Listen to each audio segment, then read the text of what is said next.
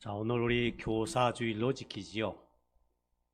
그 본 뜻은 우리 교회 학교에서 이렇게 사랑과 말씀의 씨앗을 묵묵히 부리는 우리 교사 선생님들, 그분들을 우리가 위로하고 격려하고 좀 힘이 되어주자, 이렇게 지키는데요. 지금 우리 사회적 거리두기로 이 교회 학교 교육이 원활하게 이루어지고 있지 않습니다. 영상으로 또 가르치고 대화를 나누고, 사실 그래서 우리 교사들의 그 역할이 예전보다 더 많아졌을 수도 있습니다만은, 저는 교회 학교 교사로서의 그 업무 또 긍지, 그것이 뭐 예전 같지는 않습니다. 그래서 우리가 좀 이런 생각을 할 필요가 있습니다. 나도 교사다. 우리 모두가 교사다. 실제로 그렇습니다. 우리 엄마, 아빠, 우리 자녀들의 가장 중요한 교사지요. 할머니, 할아버지, 우리 오고 오는 세대의 가장 본이 되는 그런 교사십니다. 뭐 지금 이렇게 교회 활동이 원활하지 않습니다만은 구역장, 우리 구역의 교사시고요. 남녀 선교회 임원들, 그 우리의 모임의 그 교사로서의 직분을 우리가 감당을 하는 것이죠. 자, 그리고 먼저 믿은 우리 모두는 조금 늦게 믿은 뒤에 믿는 분들의 사실 교사입니다. 나의 행동, 나의 믿음, 나의 생활, 그 모습을 보면서 이제 뒤늦게 신앙생활 하시는 분들, 또 그 뒤를 이렇게 따라서 배우면서 믿음의 길을 걸어갑니다. 이제 이런 교사로서의 그 일이 나에게 주어졌는데, 내가 그것을 미처 의식하지 못하고 살 때가 많았을 뿐이지요. 교사로서의 사명, 사실 이것이 내가 살아가는 삶의 의미, 그래서 우린 소명 이렇게 부르지요. 나의 삶의 보람인지도 모릅니다. 이제 보면은 그 교사들이 제자들에게 이런 말을 듣는 경우가 있습니다. 선생님, 제가 선생님을 만난 것이 참으로 제 인생의 큰 행운입니다. 축복입니다. 선생님을 만나서 제가 얼마나 이렇게 하나님을 알게 되고 사는 의미를 깨닫게 되고 삶의 보람을 알게 된 얼마나 귀한 삶의 계기가 됐는지 모릅니다. 이런 말을 듣는다고 한다면은 이거 얼마나 영광되고 복된 일입니까? 우리가 그런 말을 듣는 교사가 되기 위해서 우리가 더욱 힘써야 하겠지요. 저는 종종 우리 성도님들에게 이런 기도의 제목이 있음을 봅니다. 주님, 우리 아이가 학교에 이제 입학을 하게 됐습니다. 좋은 선생님 만나게 해주세요. 상급 학교에 진학을 하게 되겠습니다. 아이에게 정말 꼭 필요한 그런 훌륭한 선생님 만나게 해주세요. 좋은 친구들 만나게 해주세요. 좋은 교회학교 선생님을 만나서 그 속에 믿음이 자리 잡고 쑥쑥 자라게 해주세요. 참 귀한 기도의 제목이지요. 아름다운 기도의 제목입니다. 자, 동시에 우리가 한 가지 더 기도를 드려야 됩니다. 주님, 제가 좀 좋은 교사가 되게 해주세요.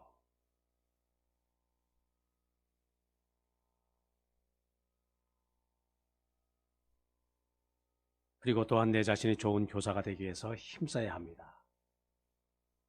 나를 바라보는, 나에게 기대를 거는 그런 많은 학생들, 제자들, 후배들이 있다.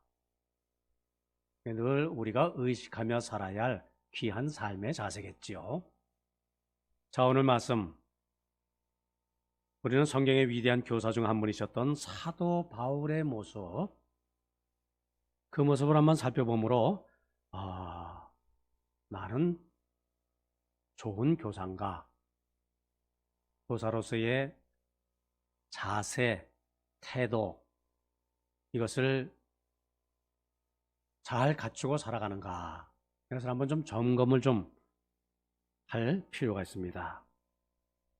자, 첫째, 좋은 교사인가?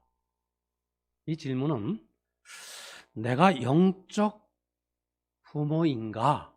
또는 영적 부모로서의 그 역할을 잘 감당하고 있는가? 그 질문과 같은 질문입니다. 오늘 보면 1절 이것을 말씀하고 있죠. 시작하는 말씀, 내 아들아, 이렇게 오늘 말씀이 시작됩니다. 우리는 이 말을 깊이 생각을 해야 됩니다. 지금 사도 바울이 디모데를 향해서 내 아들아 이렇게 지금 부르고 있는 거예요. 한번 질문 한번 해보지요. 사도 바울이 결혼했습니까?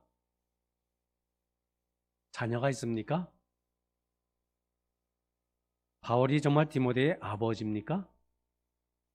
아니지요. 우리가 잘 알고 있지 않습니까? 자, 그러면 왜 바울은 그런 질문했을까요? 디모데를 향해서 이렇게 내 아들아? 그렇게 자신 있게 말하는 거겠습니까? 어떤 사람은 이 본문을 어떻게 해석하냐면은 사도 바울이 디모데를 얼마나 사랑하는지 자기 자식처럼 그렇게 여겼다. 그렇게 해석합니다. 맞습니다. 참 귀한 해석이지요. 근데 여기서 한 걸음 더 우리가 나갈 필요가 있습니다. 사도 바울에게 있어서 디모데는 어떤 존재인가? 영적으로 나온 영적 아들이라. 이것을 사도 바울은 말씀하시는 것이지요. 내가 너를 영적으로 낳았노라. 그래서 바울은 디모데에게 영적인 아버지고요. 디모데는 바울에게 있어서 영적 아들, 실제 관계가 그런 겁니다. 자, 또 질문합니다. 우리가 좋은 육신의 부모가 되기가 어려울까요? 아니면은 영적인 부모가 되기가 어려울까요? 답은 뭘까요? 이런 질문에 흔들리면 안 됩니다. 답은 둘 다 어렵다. 그게 정답이랍니다. 그렇죠, 그죠? 다 어렵습니다. 둘 다 그러고 귀하고요. 어쨌든 우리는 내게 맡겨진 사람들, 그것이 우리 자녀일 수도 있어요. 학생일 수도 있어요. 뭐 구역 식구일 수도 있어요. 뭐 어쨌든 여러 모습의 나와 관계를 맺고 사는 분들, 영적 자녀다. 그런 의식이 참 중요합니다. 다시 말을 바꾸자면은 그런 나와 관계를 맺고 있는 많은 사람들, 많은 분들, 그분들에게 나는 영적 부모로서의 그 사명, 그 역할, 그 자리, 그 중요성, 이것 감당하는 존재가 되기 위해서 힘써야 하겠다. 이게 소중한 일이겠죠. 아버지는 스승과 다르다, 그런 말이 있습니다. 뭘과 다를까요? 저는 이렇게 이해해 봅니다. 스승, 선생님, 가르치는 분입니다마는 그의 삶을 책임지지는 않아요. 그런데 부모님, 영적 부모, 그 삶을 함께 합니다. 스승은 가슴 아파하지만 함께 울어주지는 않죠. 스승은 염려하지만 밤새워 함께 기도하지는 않습니다. 그러나 아버지 부모님은 우리를 위해서 자신을 기꺼이 내어주시고요. 고통을 함께 하고요. 함께 울어주고 삶을 같이 나누는 분. 부모와 자식 간의 관계죠. 아버지가 자녀들에게 줄 수 있는 최고의 선물 가운데 하나가 뭘까요? 자녀를 위해서 기도하는 일이지요. 그렇듯이 우리가 아버지 같은 스승이 되어서 나에게 맡겨진 일, 나와 관계를 맺고 살아가는 많은 사람들을 위해서 기도하는 영적 부모로서의 그 역할, 사명, 이거 좀 잘 감당하는 우리 모두가 되기를 바랍니다. 어느 교수가 학생들과 지를 대상으로 한 가지 시험을 했어요. 학생과 지를 세 그룹으로 나눴습니다. 자, 너희들에게 잘 훈련된 쥐들을 이렇게 맡기겠다. 이놈들은 아주 얼마나 영리한지 훈련을 받아서 참 똑똑한 쥐인데, 자, 이것 한번 좀 실험해봐라. 두 번째, 그럼 자, 너희들에게는 보통 쥐를 이렇게 맡긴다. 뭐 능력, 지각, 뭐 평범한 보통 쥐니까 뭐 크게 기대하지는 말고 뭐 좀 이렇게 좀 잘 지켜보거라. 세 번째 그룹, 너희들에게 좀 멍텅구리쥐를 맡긴다. 뭐 지능이 낮아서 잘 뭐 생존할지도 잘 모르겠지만은 그러나 어쨌든 좀 이렇게 잘 좀 지켜보길 바란다. 똑같은 조건 속에서 6주 동안 훈련을 시켰습니다. 그게 뭐냐면은 이제 쥐들이 이렇게 미로를 헤매면서 먹이, 수수대를 찾아 먹는 그 일입니다. 그 훈련을 시켰습니다. 근데 결과가 어떻게 됐을까요? 천재 쥐들. 뭐 쉽게 뭐 이렇게 미로를 헤매는 것 뭐 많이 헤매지 않고 단시간 내에 그 먹을 것을 찾아냈습니다. 보통 쥐들 뭐 시간이 좀 걸렸고요. 바보쥐들 너무나 먹을 것도 찾는 걸 어려워하는 겁니다. 사실은 쥐의 구분이 따로 없었다는 거죠. 천재지, 보통지, 바보지 그게 아니라는 겁니다. 다 똑같은 쥐였는데 근데 결과 어떻게 왜 달라졌느냐? 이제 문제는 거기 있죠. 그 이유는 그 실험에 참가한 학생들의 태도, 자세에 있었다는 것이죠. 자, 학생들이 쥐를 대할 때 어떻게? 나는 천재지를 대한다. 난 보통지, 나는 바보지를 대한 이 실험 대상을 대하는 학생들의 태도, 자세 그것이 전혀 다른 결과를 가져왔다는 것이지요. 그래서 태도는 마음의 렌즈와 같다. 그래서 그런 말 있지 않습니까? 태도는 사실보다 더 중요하다. 그런 말도 있습니다. 그만큼 태도가 중요하다는 말이죠. 그러니까 내가 영적 부모로서의 그 태도, 그 자세, 이것으로 임하면은 내게 맡겨진 그 사람들 어떻게? 영적 자녀로서 그 사람을 대하게 되고요. 나에게 맡겨진 그분들은 영적 자녀로서 성장을 하게 될 줄 믿습니다. 사람의 능력은 한계가 있어요. 하지만 나의 태도, 나의 삶의 자세 이거는 바꿀 수 있습니다. 나는 그 누구의 영적 부모다. 이런 태도의 자세로 이제 사명을 감당할 때, 사람들을 대할 때 하나님은 그런 나의 모습을 기뻐하시고요. 또 그 사명을 감당할 수 있는 은혜를 우리에게 베풀어 주실 줄 믿습니다. 두 번째, 좋은 교사입니까? 이 질문은 은혜를 체험했습니까? 이 질문과 또한 같습니다.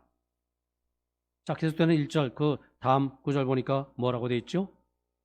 그러므로 너는 그리스도 예수 안에 있는 은혜 가운데서 강하고 이렇게 말씀합니다.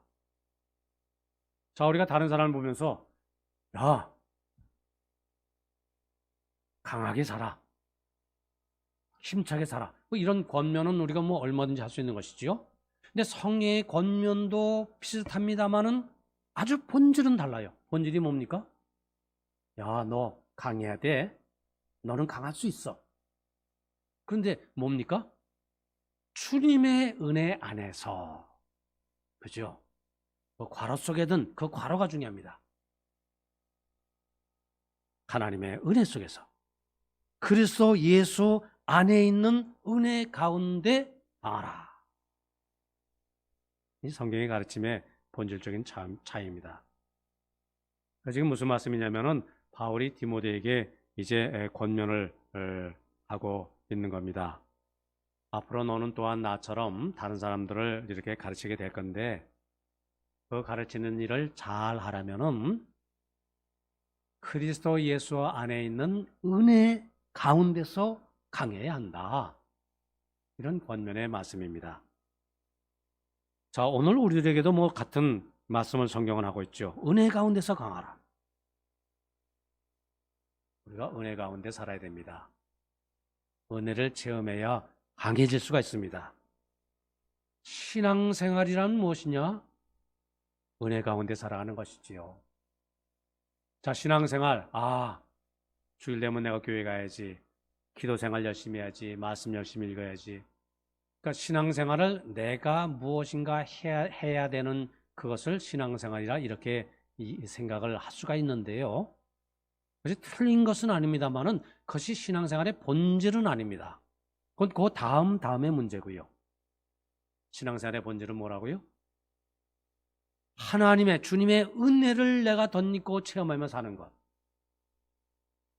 은혜를 체험하고 사니까 내 삶이 기쁘고 즐겁고 그러니까 기도도 드리게 되고 그러니까 성경 말씀도 더욱더 가까이 하게 되고 이것이 신앙생활의 본질인 것이지요. 우선순위가 바뀌면 안 됩니다. 우리 성도님들 은혜 속에서 강한 그리스도인이 되시기를 바랍니다. 자, 그런데 우리가 어떻게 해야 은혜를 받는가? 성경이 말씀하고 있는 은혜의 방법이 무엇인가? 이 시간에 다 말씀드릴 수는 없고요. 가장 중요한 것 한 가지. 구약 성경에 보면은 그것이 제사고요. 신약 성경에는 그것을 예배로 말씀하고 있습니다.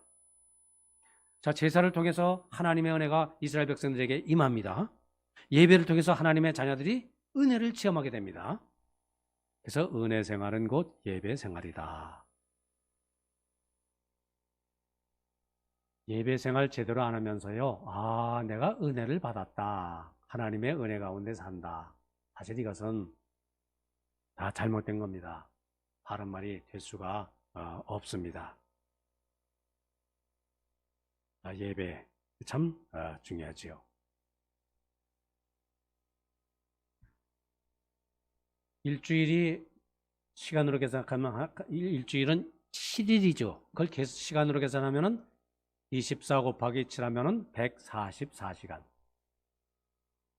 우리가 예배 시간 주로 이제 주일 한 번 9시나 또는 11시 예배 드립니다. 그럼 예배 시간은 144분의 1이에요. 이런 수학적인 계산은 잘못된 거지요. 우리는 그렇게 살아가는 것 아닙니다. 144시간의 중심이 되는 가장 중요한 시간이 무엇인가? 어느 시간인가? 예배 시간인 것이죠.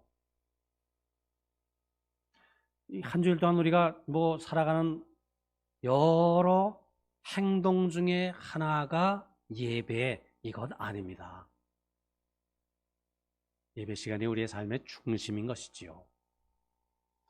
그래서 살아가다가 예배 시간에 주님 앞에 나와서 우리가 여러 가지 부족한 것, 잘못된 것 그것을 내려놓고 회개하고 용서함을 받고 예배 시간에 우리가 하루로서 나리는 힘과 능력을 덧입어서 그 힘으로 다시 나머지 143시간을 살아가고 은혜의 시간, 은혜 받는 시간, 은혜를 체험하는 시간. 우리가 살다가 힘들고 어렵습니다. 지치고 피곤할 때가 있습니다. 모든 것이 귀찮고 내가 참 무기력해질 때도 있습니다만은, 그러나 주님의 성전에 나와서 우리가 찬송을 부르면 하나님에게 영광이 되지만 찬송을 부르는 내게는 그 찬송이 힘이 되고 나를 일으켜 세우는 그 은혜를 우리가 찬송 가운데 체험을 하게 되지요. 수고하고 무거운 짐을 지고 우리가 이 세상을 살아가다가 주님 앞에 나와서 무릎 꿇고 주여 이렇게 기도드릴 때 세상에서 주지 못하는 참 평강의 은혜 은총, 하나님이 나와 함께 하시는구나, 내 기도를 이렇게 들어주시는구나, 마음속에 이렇게 젖어드는 그 평강 우리가 체험하게 되고요. 말씀 가운데 깨닫게 되고 말씀 가운데 내 삶이 변화되게 되고, 예배 우리의 삶의 중심입니다. 예배, 은혜 받는 가장 중요한 지름길이지요. 자, 하나 묻습니다. 영상 예배도 예배입니까? 영상으로 예배 드리는데 거기도 우리가 은혜를 받을 수가 있습니까? 어떻게 생각하세요? 하나님의 역사는 우리가 대면 예배 이렇게 마주 대하면서 이 시간만 역사하는 것이 아니지요. 하나님은 여러 방법, 모든 수단, 영상 예배를 통해서 하나님 역사하시고 성령이 그 가운데 임재하시고요. 하나님의 역사는 참 신비하고 참 오묘합니다. 근데 어떤 분 그런 말씀하세요. 그래도 이렇게 영상 예배 집에서 드리는 것보다 교회에서 예배 드리는 것이 더 은혜가 되지요. 최대한도 그래서 영상 예배보다 교회 나서 예배 드리기를 저는 더 원합니다. 그 말씀도 맞아요. 왜 그렇습니까? 하나님의 역사에 어떤 차별이 있어서가 아니라 예배를 드리는 나의 자세에 그 나의 태도, 나의 자세, 그것이 다르기 때문이지요. 그래서 성도님들 가급적 이렇게 좀 우리 20% 모여서 예배 드리면요, 공간의 20%죠. 충분히 우리 예배 드릴 수 있습니다. 또 우리 교육관 여러 시설도 다 이렇게 활용할 수가 있어요. 중요한 건 뭐다? 대면 예배다, 영상 예배다, 이것이 중요한 것이 아니라 예배 가운데 역사하시는 하나님, 그 은혜를 내가 체험하느냐 체험하지 못하느냐, 은혜를 덧입는 우리 성도님 다 되시기를 바랍니다. 하나님의 은혜는 사람에 따라 달라지는 것 아닙니다. 방법, 수단에 따라서 달라지는 것 아닙니다. 차별이 있는 것 아니지요. 하나님의 은혜를 받느냐 못 받느냐, 것은 그 예배에 임하는 나의 자세, 나의 모습에 있는 줄 믿습니다. 특별히 예전에는 그래요. 예전에는 우리가 지금 이렇게 정상적인 예배를 드리지 못합니다만은 우리 찬양대 얼마나 귀한 찬양 이렇게 또 드리고요. 주방에서 수고, 사실 신앙생활의 이 성도의 교제 참 중요하지요. 여러 모습으로 차량 안내, 예배 안내, 또 교사로 이렇게 여러 모습으로 봉사를 하는데요. 간혹 그런 경우도 있어요. 교회 일 때문에, 맡겨진 일 때문에 혹 예배에 소홀히 할 수가 있습니다. 다른 일 열심히 하다 보니까 이렇게 분주해서 예배 자리에 앉아서 아이고, 저 주방에 지금 내가 가스불을 끄고 왔던가? 이렇게 산만해질 때가 있어요. 그 뭡니까? 주객이 전도된 것이지요. 예전 얘기입니다만은 예를 들자면은 우리 선생님들, 내가 예배를 소홀히 하고요, 아이들에게 예배를 강조할 수가 없어요. 내가 예배를 가볍게 여기면서 아이들에게 예배 잘 드려야 된다. 마음은 딴 곳에 있으면서 아이들 보고 한눈 팔지 말아라, 예배 시간에 떠들지 말아라, 말은 전달이 되는데 그 마음은 영적인 교훈은 전달이 되지 않지요. 자, 예배 시간에 우리가 하나님 앞에 집중합시다. 하나님을 바라봅시다. 우리의 영의 눈을 떠서 하늘을 향합시다. 이렇게 강조를 하면서 손으로는, 귀로는 말씀을 듣고 그러나 손으로는 핸드폰을 만지면서 예배를 드릴 수도 있어요. 멀티 시대이기 때문에. 그러나 그 자세로 아이들에게 예배 시간에 딴짓하지 말아라, 이렇게 얘기할 수는 없죠. 그죠? 내가 먼저 하나님의 은혜를 사모해야 되고요. 내가 먼저 하나님의 은혜를 체험을 해야 되고요. 예배 가운데 임재하시고 역사하시는 하나님을 내가 만나야 되고요. 그래서 그 내가 받은 은혜의 체험, 이것을 나누고 이것을 전하는 그런 교사들, 우리 모두 되어야 할 줄 믿습니다. 자, 그리고 셋째로, 좋은 교사입니까? 이 질문은 비전이 있습니까? 그런 질문이기도 합니다. 저는 본문 말씀, 바울은 복음에 가르치면서 세대가 4세대, 4가지 세대가 있음을 말씀하고 있어요. 2절 말씀이죠. 또 내가 많은 증인들 앞에서 내게 들은 바를 충성된 사람들에게 부탁하라. 그들이 또 다른 사람들을 가르칠 수 있으리라. 자, 1세대 뭡니까? 복음의 세대는 나예요. 나 자신, 사도 바울. 2세대는 누구죠? 나의 영적 아들 디모데. 디모데가 또 누구를 가르칩니까? 충성된 사람들. 근데 그 사람들이 한 세대 더 뭐라고요? 또 다른 사람들을 가르칠 수 있으리라. 그렇게 말씀하고 있습니다.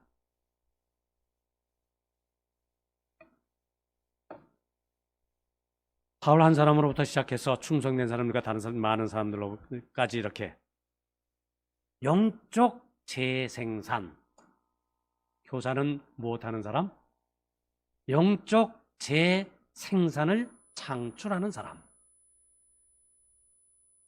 자, 복음이 바울로부터 시작해서 이렇게 여러 세대, 4세대뿐 아니라 계속 세대가 이어지면서 그 말씀 복음, 생명의 복음이 어디까지 전해져 왔습니까? 2021년까지 전해져 왔습니다. 시간적으로, 공간적으로는 대한민국, 부산, 망미동에서 신앙생활하고 있는 우리들, 평화교회, 성도님들, 우리에게까지 이 복음이 전해져 왔죠. 얼마나 귀한 일입니까? 영적 재생산 이 라인이 끊어지면은 복음도 더 이상 전달되지 않는 것이지요. 영적 재생산에 대한 비전, 꿈, 미래를 보는 눈. 어느 교사의 비전을 들은 적이 있습니다. 그 내용이 이렇습니다. 주님, 내가 가르친 이 아이가 후에 자라서 분명 많은 사람들을 전도하는 전도자가 될 줄 믿습니다. 주님, 내가 양육한 구역 식구가 후에 자라나서 주님의 몸된 교회의 집사가 되고 권사가 되고 장로가 될 줄 믿습니다.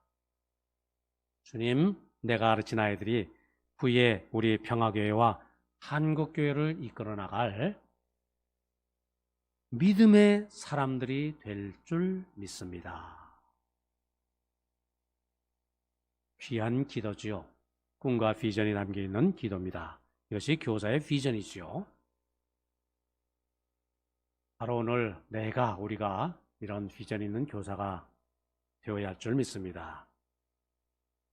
비전을 꿈꾸는 교사가 더 큰 비전을 가진 아이들을 만들어내는 법이지요. 이 사명 감당하는 우리가 되기 위해서 힘써야 합니다. 자, 말씀을 마칩니다. 어느 시골 학교 선생님, 출근길에 시냇물을 건넜다고 하지요. 징검다리를 잘못 밟았습니다. 신발과 바지가 물에 흠뻑 젖어버리고 말았습니다. 그래서 부랴부랴 이제 옷을 갈아입으려고 집으로 되돌아왔습니다. 근데 어머님이 묻습니다. 그러면서 한마디 말씀하십니다. 그래, 빨리 옷 갈아입고 학교 가거라. 그런데 네가 밟았던 그 돌멩이, 그것은 바로 놓았느냐? 그 생각은 제가 미처 못했는데요. 그런 식으로 해서 무슨 선생이 되겠다고 그러느냐? 얼른 가서 돌을 바로 놓고 오너라. 그리고 옷을 갈아입도록 해라. 자, 어머님의 말씀이 조금 야속하게 들리긴 했지만은 아무리 생각해도 옳은 말씀이었죠. 자, 그래서 얼른 가서 잘못된 노인돌을 잘못 놓인 돌을 바로 놓고 돌아왔고요.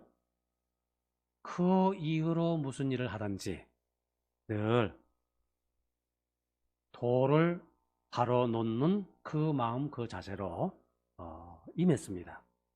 그 결과가 모든 사람이 존경하는 훌륭한 교사가 되었고요. 교장 선생님으로 이렇게 은퇴를 하셨다는 어느 분의 이야기입니다.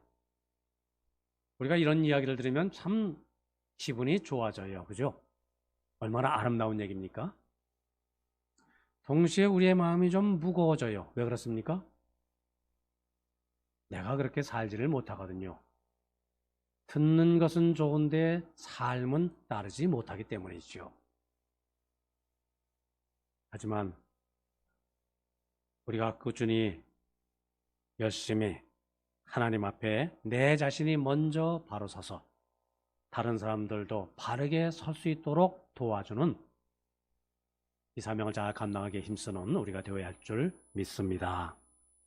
오늘 성장하기를 멈춘다면 내일 가르치기를 중단한 것이다. 이런 말이 있어요. 참된 교사 먼저 배우는 사람이 되기에 힘써야 하고요. 우리의 영원한 교사는 누굽니까? 우리 주 예수 그리스도. 그리스도의 장성한 분량에 이른다. 이게 무슨 말이죠? 예수님을 닮아간다 그 말씀이죠. 주님 닮아가며 좋은 교사로서의 사명 잘 감당하시는 우리 성도님들 다 되시기를 바랍니다.